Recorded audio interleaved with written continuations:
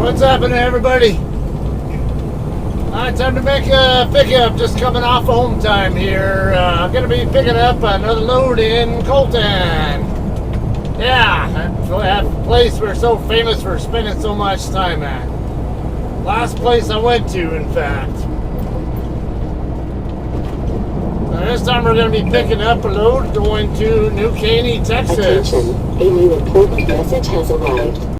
Attention, a new important message has arrived. That would be my load assignment. A new important message has arrived. I had to bobtail down to our drop yard in San Bernardino, and what the fuck are you doing, you stupid Prius? I think I don't see what you're up to there.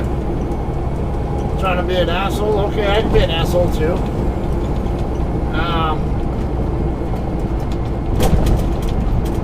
Anyway, yeah, I had to let my DM know which trailer I was picking up from the drop yard so they could properly dispatch me onto the load. Apparently last night somebody dispatched me. Alexis, you gonna cut me off? I assume you will. That's why I'm trying to leave a little bit of space there, because that or you just have your idiot light on, I don't know. Yep, you want over. Okay. Anyway, yeah, somebody, I don't know if it was a night dispatcher or whoever, somebody dispatched me onto the load before I actually had an empty trailer with me. Got me to wondering if I forgot to send the macro to drop my empty trailer when I dropped the empty in our drop yard the other day when I started my home time. Alright, westbound 10 now. We just got on to 10 from 215. Of course, a lot of you guys know that. But for some of you guys who are not very familiar with my normal routes and where exactly I'm at, that's where I'm at. Westbound 10 from I-215 in San Bernardino, Colton area. I'm going to be exiting over here at Rancho Avenue, which is not this next exit coming up, but the very next one after that. New Caney, Texas. Just went there not that long ago. That was my first time actually delivering a load there. If you're not familiar with that one, that is northeast side of Houston area, I guess I would say. Oddly, my load assignment, my route plan, at least the fuel plan that it gave me, goes across I-40 all the way over to Oklahoma City, and I thought that was kind of strange. I mean, I-40 is actually not a bad route, but if I'm going to go that way, I'd probably only take it over to Amarillo and then take 287 down from Amarillo to Fort Worth and work my way down to the south side of Dallas and take I-45 down from there. So I'm a little curious, what exactly does it have in mind with routing me over to Oklahoma City and then down from there? It's kind of weird. Now, last time I did that route, I think it was only about a 5-mile difference between going up to I-40 versus taking I-10 across, with I-10 being the shorter route by just a small amount. I'll probably be taking I-10 across for this because flatter terrain and a little bit better fuel prices too. Then I have to buy fuel here in California before I leave, so you don't really have to hop both lanes. Believe me, I've done this turn many times. Just make a good proper button-up turn and you can make this turn without... Now watch this. Watch where my trailer goes. Oh, look at all that room there. I didn't even need to hog up any of the right turn lane. Alright. So how much fun it can be having multiple camera views now. I can give you a shot of that Prius driver thinking he's going to be sly over there on when I got on the freeway there at Inland Center Drive. And you can see a comparison of how Sierra England made that turn. Yeah, that left turn there on the off ramp, off the off ramp, I mean, versus how I did it. Don't try to battle me, Jeep. You won't win. And it's your lane ending into mine anyway. I do that on purpose. That way, the onus is legally on him or her, whatever, to merge with me, not the other way around. A lot easier for four-wheeler traffic to merge with me than it is for me to merge with four-wheelers that often don't want to yield or give space.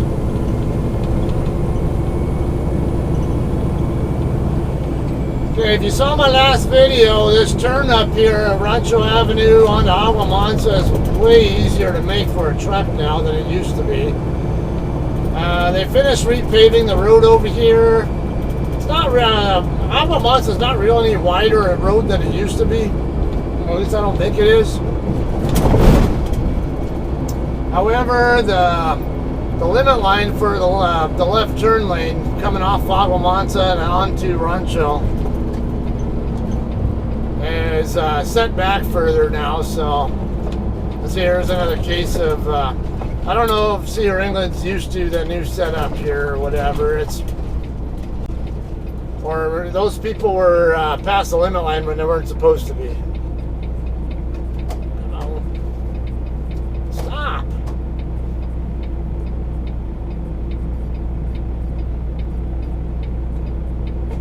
Yeah, you'll see the limit line pretty good. I'd say a good 50 feet back from the crosswalk. So, and you'll see my tandems easily clear that curb very nicely. So much easier to make that turn. I love it.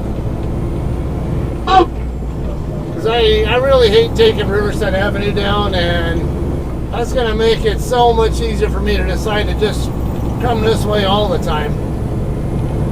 Add in the new road surface here too, even better.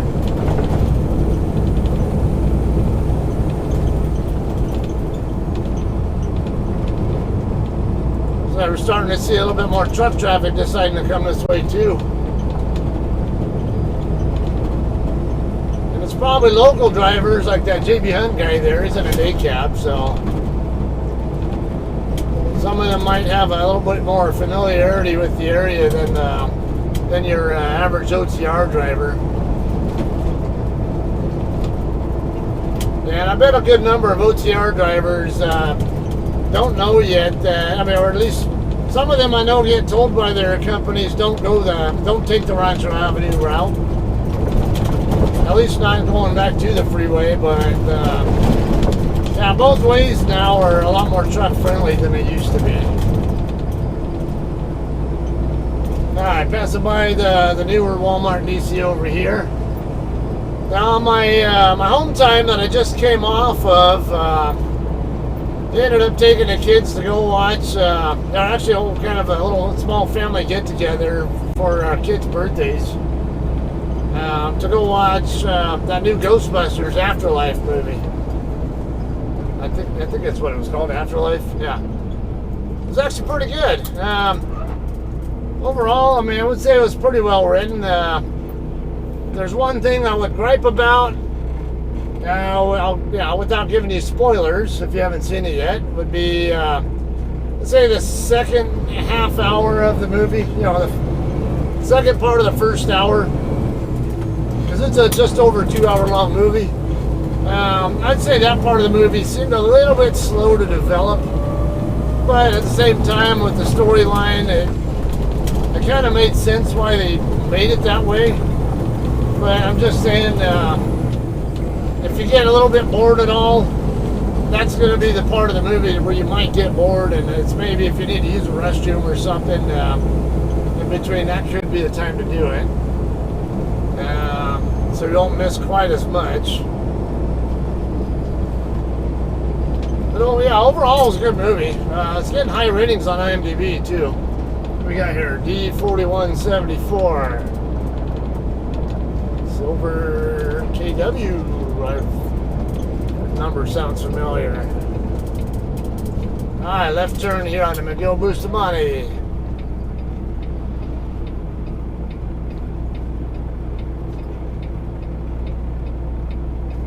don't see a line of trucks over there in the driveway, but doesn't mean there's not a line. Find out in a bit here. There's a few trucks coming in right now, though.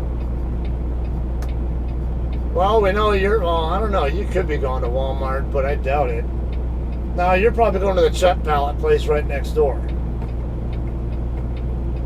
Yeah, there's this new warehouse right here at the corner. It's not been there very long, maybe a year or so. I don't know, maybe a year.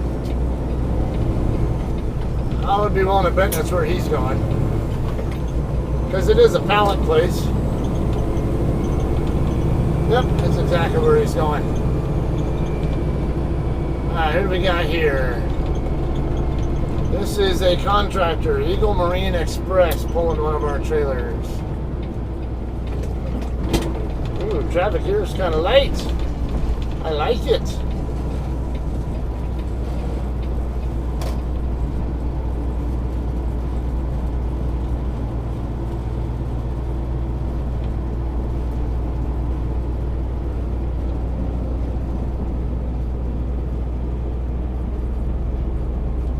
Actually,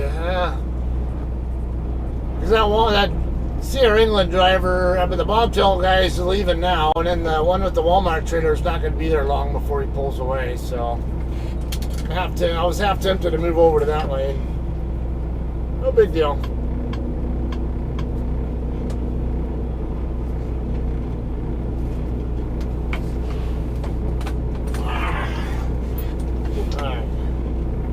Get our arrival call sent. Alright guys, so it's give me a dropping hook. Kind of surprised me pleasantly, but not gonna complain. Alright, so see there's a guy behind me. I think he's a prime driver. He's another one. I don't know. He's very familiar with this place. They say you could have 20, 30 years of experience and just not be familiar with this particular Walmart DC. He evidently doesn't know that you can use both lanes here when you're checking in. So whether you're coming in here for Walmart pickups or deliveries or whatever, or for Sam's Club deliveries, you can use both lanes, all right? Don't worry about the dedicated fleet guys. They use the other side of the guard shaft. So we're going to be dropping our empty here in row E and then heading over to the other side. That Hurricane driver there. I don't know if my trainer Joe pays any attention to my channel. 2282. It's a 2020 model.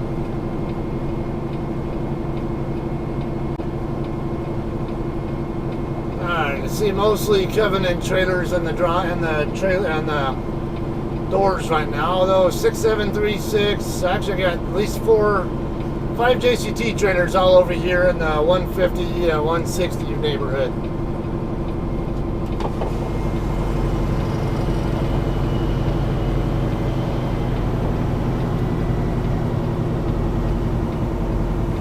Alright, we'll probably put it right here in this spot. Yeah, that should be good.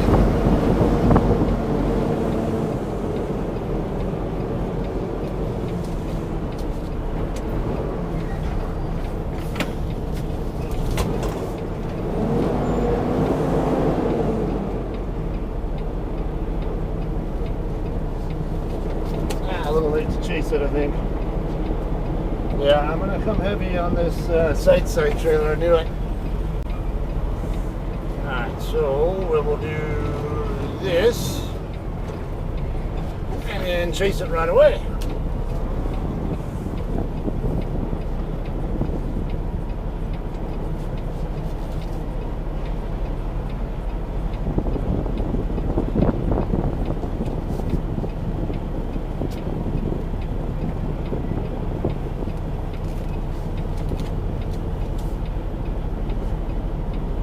Be a little late chasing it again, but I'd rather err on the side of safety, caution, make sure I don't hit the other JCT trailer on the other side of me. So I'd rather do this so I can pull forward so I can get a good look. Alright, yeah, we're good. We had room there, but I'd rather, like I said, I'd rather do a quick little pull up there like that to be sure that I'm good before rather than hearing a crunch. Of course, getting out and looking also helps.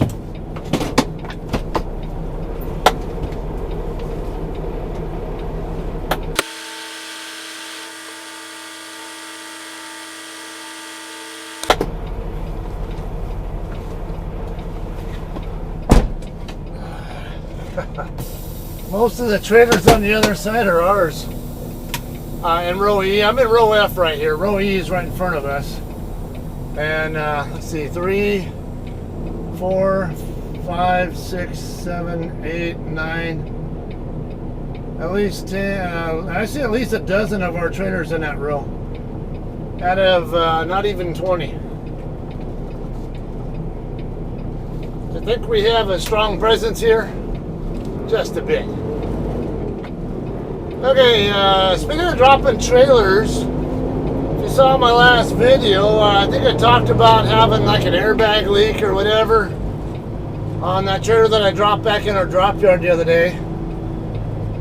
And turned out it wasn't an airbag, it was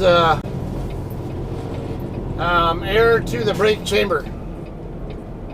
I thought it was an airbag at first, but when I went to drop the trailer and verify where the problem was, turned out it was I heard noise coming from the right rear brake chamber area, and I wrote it up. And when I went to pick this trailer up, it turned out the mechanic who works at our yard was he was working on that same trailer, and it turned out that yeah, I guess it was a hose or something going to the brake chamber, the same brake chamber I talked about, and then it also had a couple of bad axle seals.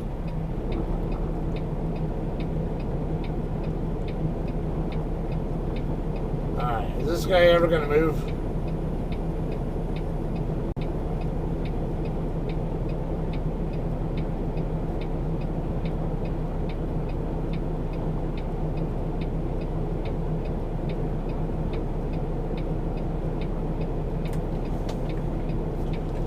Don't think you're sneaking by me, Stevens.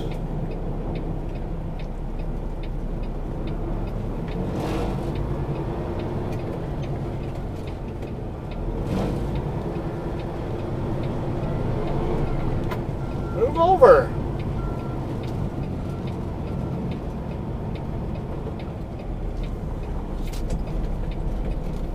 Your lane's right there. What are you thinking? Fucking dumbass. Alright, there's a Sierra England bobtail coming through now. I can tell through the mirror. God, I remember my first time driving a truck too. Wow, not very many trucks sitting here. Nobody sitting in dock doors. Nobody over here by the drop trailers. There's just look like a couple of them sitting over here in the actual bullpen spots. I'm shocked. That's a really, really good sign. I might have a load ready for me to roll on right away. So come on over here, get checked in.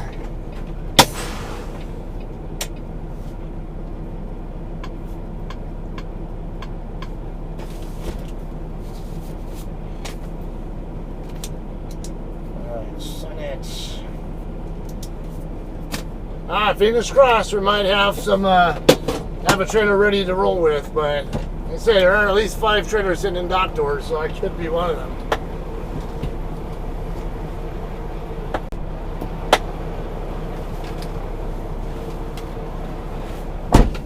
Alright guys, that's always a good sign.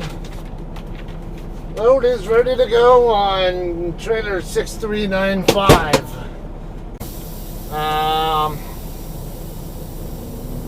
It's not going to be a very heavy load. Only 28,000 pounds is what it's what's on the manifest.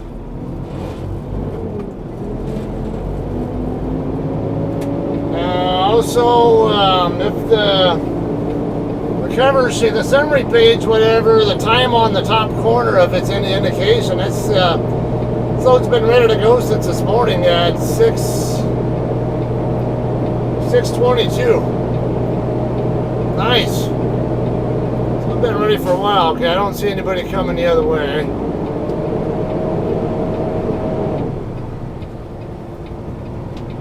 Looks like we're clear here. 6395. Make sure we're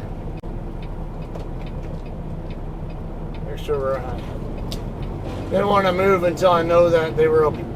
Especially with that guy, the operator here. Thanks. Yeah, a little bobcat thing there, whatever you call that thing. Alright, 6395. It should be over here in this row, but it could be in that one as well. I see 6563 over here.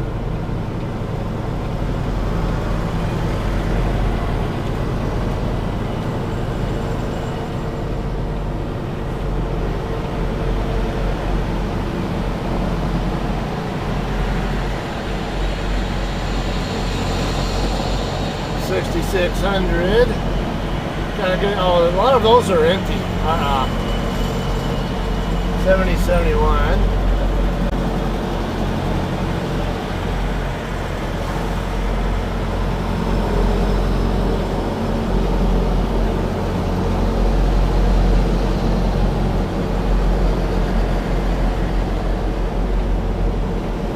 There's 6359, but it's unloaded. Don't think that's going to be it because it's empty. Yeah, 6395 is down here. Right in front of the trailer that's sticking out.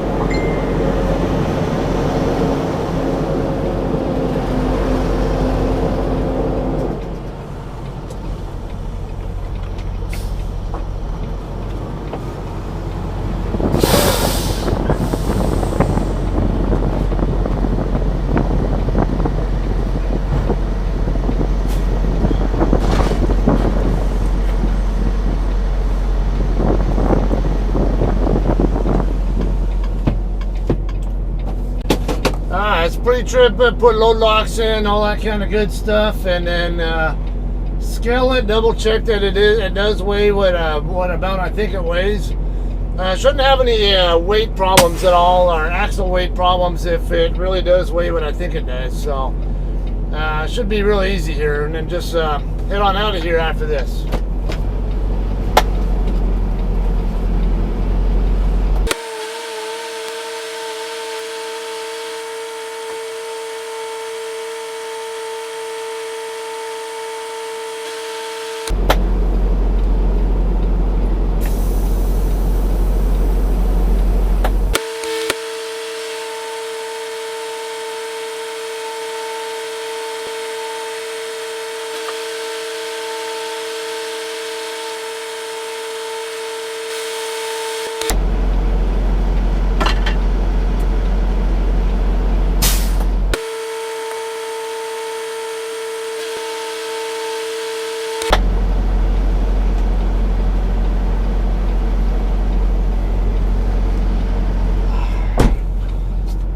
Okay, I'm going to show you a couple of good reasons why we do pre-trips on our equipment. First, was it the front left? Yeah, I think the front left slack adjuster is missing a clevis pin and cotter pin. And the two rear brakes look like they could possibly be out of adjustment. So I'm going to go ahead and adjust them. And I'll have to mention the slack adjuster problem, at least on the Qualcomm. That way here's documented proof. I know that it's like this. I just acquired it like this. I'm gonna have to stop somewhere along the way, see if I can pick one up. I have to buy a full clevis pin kit like this one. Here's the clevis, and then here's the clevis pin. There's a smaller pin that goes on the back end right here. That's what's missing. I don't have the pin for it though, because I already used the one that I got off of this one here. So I'll show you what I'm talking about, and then we'll make an adjustment on the rear brakes. And Probably I'll slide the tandems where I want them, which is because they're almost all the way forward right now. I don't like them all the way forward. I want rather have them at 40 feet. I don't want too much tilt swing.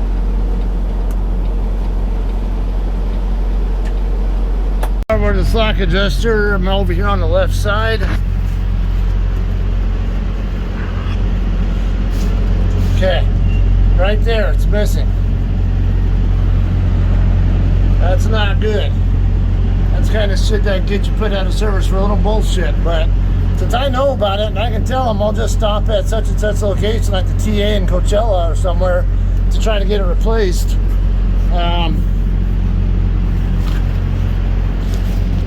Yeah, if the Banning slash Cabazon way station on the eastbound side happens to be open when I go through there, if they catch that, no problem. I already know about it. Trying to find, I got to go to the nearest shop along my way, which is probably going to be the TA or Love's in Coachella. So I'll stop with a TA in Coachella, see if I can get it replaced there. If not, I'll get into Arizona and replace it somewhere there. Alright, so now we're going to go ahead and make an adjustment to our brakes. We're going to turn that red, that's about bolt right there. Same with that one. As you can see, I can see a little bit of a gap there between the pad and the drum. I don't want to see that. Same goes there. I mean, it's possible, it's within limits. But if it's like that, I have to question whether it is. And also, if it's like that, I have to wonder why it is like that. It could be the slack adjuster's not doing its job properly, or something else in this system's not allowing it to do its job properly. So we'll turn it for now and keep an eye on it as I use it.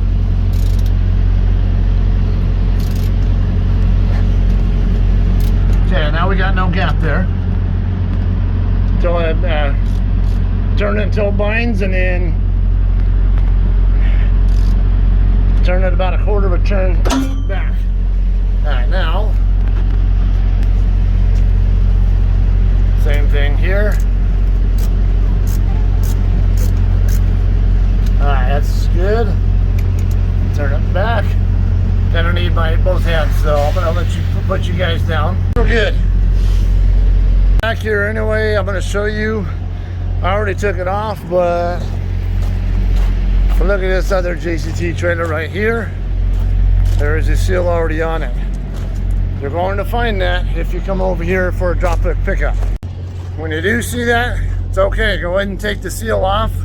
Put your load locks in before you leave the spot. And now when you check out, if the guard's doing their job properly, they're supposed to make sure you actually have the load locks. Sometimes they'll let you get away with not having them in. And yeah, the guard will put the real seal on it.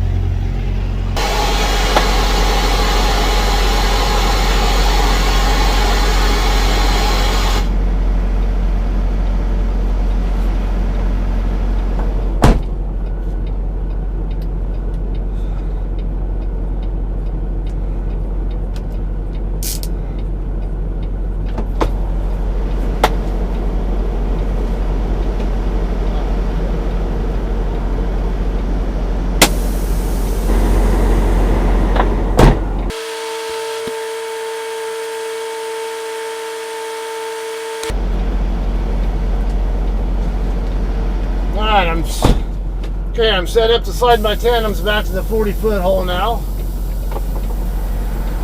I'm going to probably have to slide forward a little bit,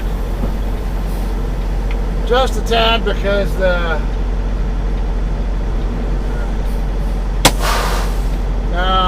the back end of the truck assembly was protruding a little bit into the hole that I was going to need, so, or that it started in. So it means it's probably going to protrude into the hole that I have the tool in right now. So I had to pull the tool out before I let the pins go where they need to be.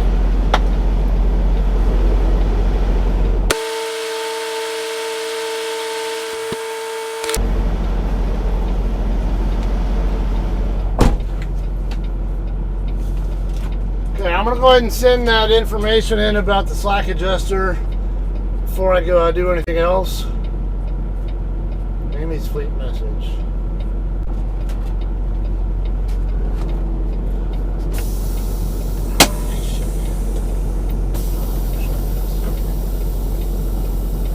Let's get these tandem slide pins where they belong. There we go. Should be right where I want them now. We'll scale it, just double check, but I'm pretty certain it's going to be good. The last pallet is, oops, let me yard. You have 8 hours and 0 minutes of remaining drive time.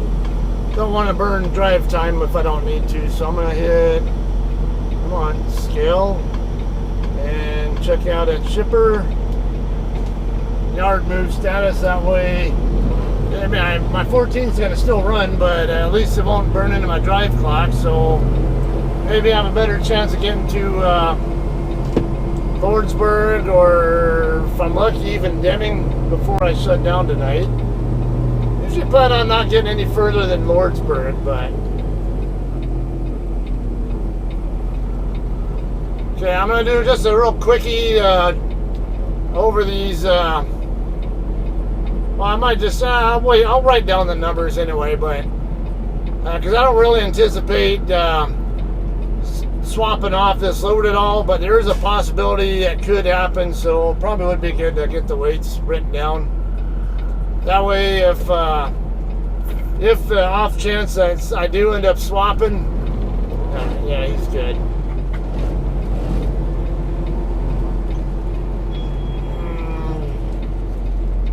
At least I'll have the information that I can give to somebody else.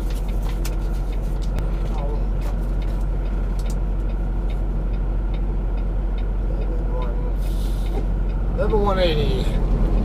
Yeah, that's not going to be a very heavy load if that's all my steers are at. Yep. 38.2 it looks like, or about 38. No, 38.140.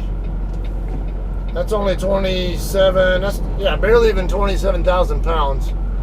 And I know that tandems are going to be good because the last pallet's nowhere near the back of the trailer.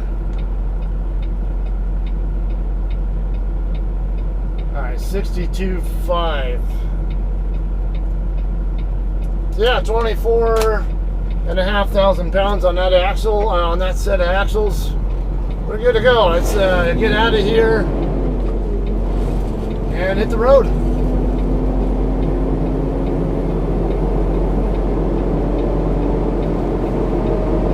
It's starting to get darker here. Don't think I need my sunglasses anymore tonight.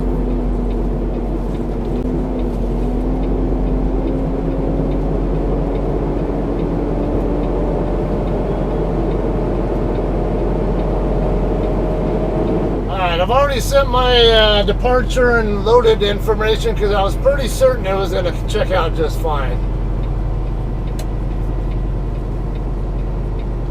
Okay, again, you can use both sides of the guard check here when you're checking out. You don't have to stay on the right side. The other side is not an entrance side. It's both sides are actually both sides are for exit only. Okay, I'm going to pull forward.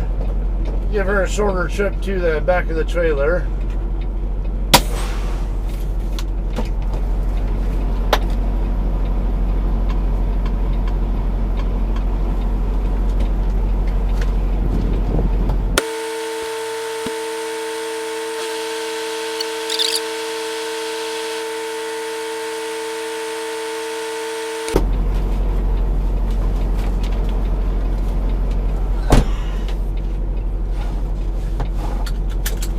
Alright guys, let's get out of here. Gonna probably have some traffic to deal with on Interstate 10. Or at least I will. You guys won't, but I will. All in all, really nice. Yeah, this pickup went very well overall. It's just, now why is that that slack adjuster pin missing? I don't know. 4076 Charlie. I hope you don't get written. Hope you don't get ticketed by Colton PD for staying there. And they got their curtains drawn, so that's not a good thing to do.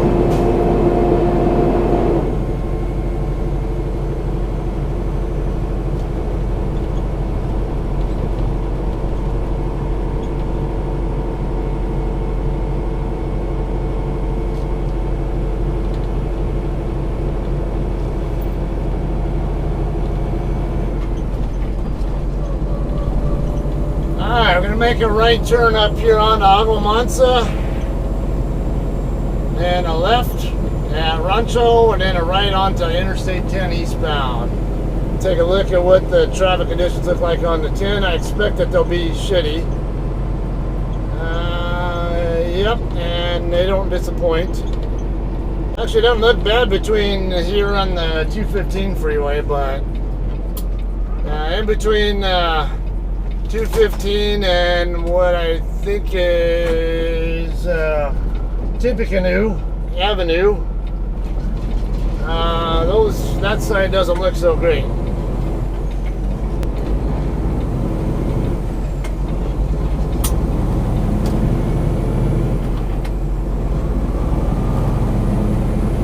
Is this the same JCT I saw earlier? I think it is.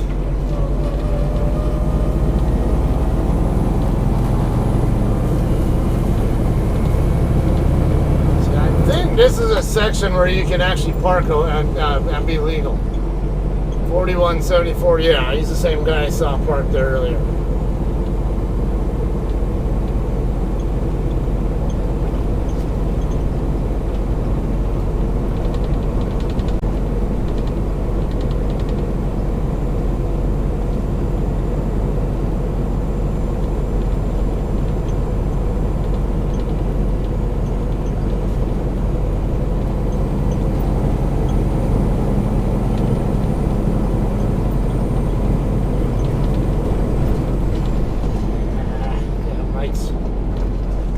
Now watch, at least one of these guys probably try to use the right turn lane to go around me. Wouldn't surprise me, they always tend to do that here.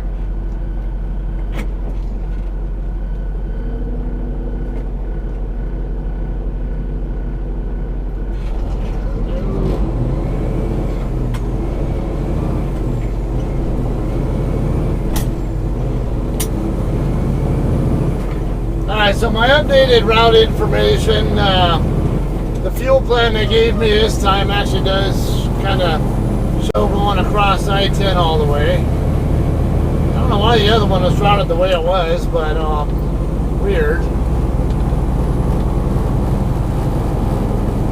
It's a good route to take. I-40 is a good way to take if you're a JCT driver and you know you want to find somebody to swap with, because that's our heaviest freight lane, but 10's not a bad freight lane either. Just not quite as heavy as I-40 is. A lot more of our loads going across 40 to some extent. Whether it just be over to Tucumcari or over to Almadillo or over to Oklahoma City and then splitting off or whatever, or even into Arkansas. That's our bread and butter, is I-40 and branching out from there.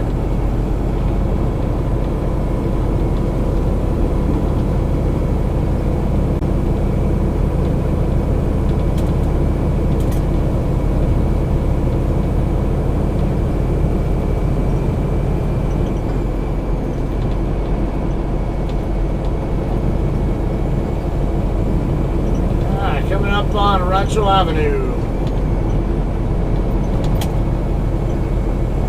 Probably will not make that green light right there, but it's alright.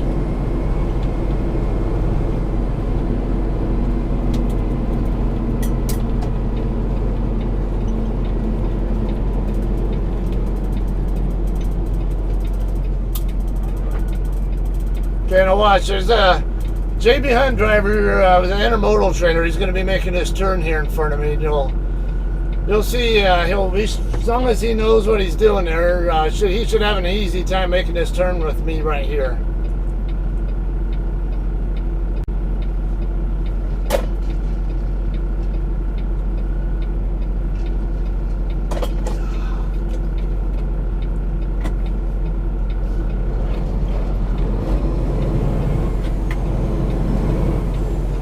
Alright, let's wait on this pickup driver because he has right of way.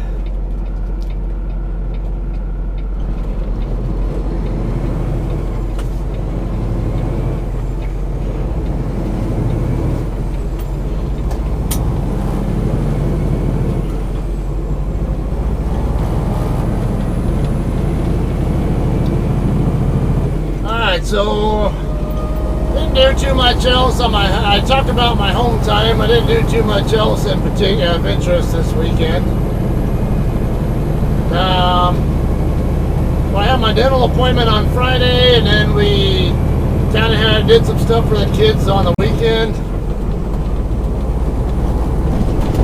And I got a few little honeydew items at the house to take care of. So not bad. Good quality time either way. It was actually, I felt like I was here forever too. It's not necessarily a bad thing though.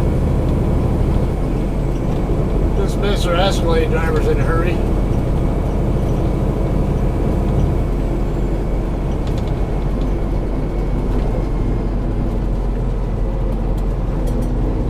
Alright, so next light coming up is going to be the eastbound 10 on-ramp. Now, there are signs there on Agua Mansa that warn you not to go this way, but keep in mind they are yellow and black signs, and they're also obsolete because those signs were originally posted when this on-ramp up here was arranged a different way than it is now. It used to be very hard to make this turn here. Trucks would get stuck on the wall all the time here right here at the intersection. So, but since they redid the interchange, it's quite a bit easier to make this turn. As you see there, I didn't even swing out as wide as I could have, and my tandem still made it.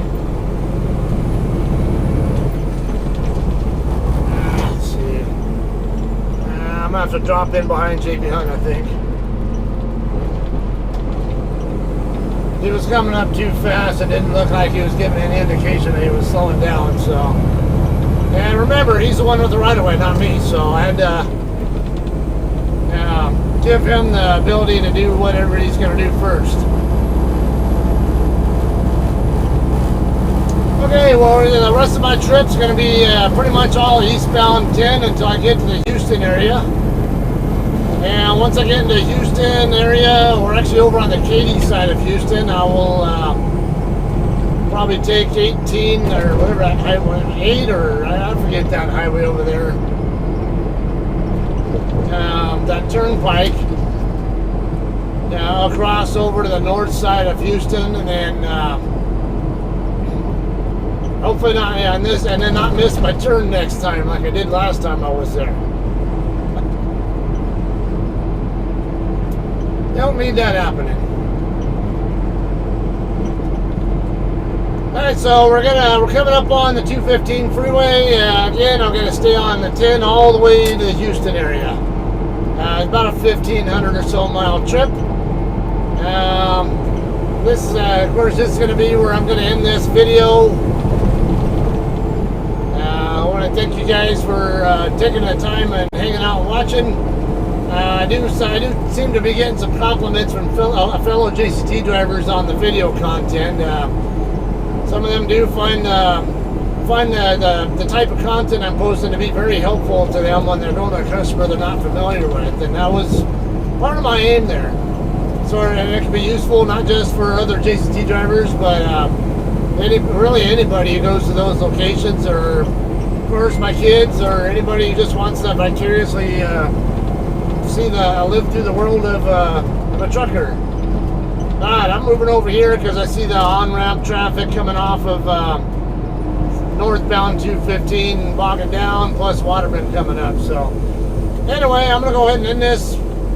We'll have some more footage for you, most likely in New Caney, Texas, alright? That one hopefully won't be as long as the last one was.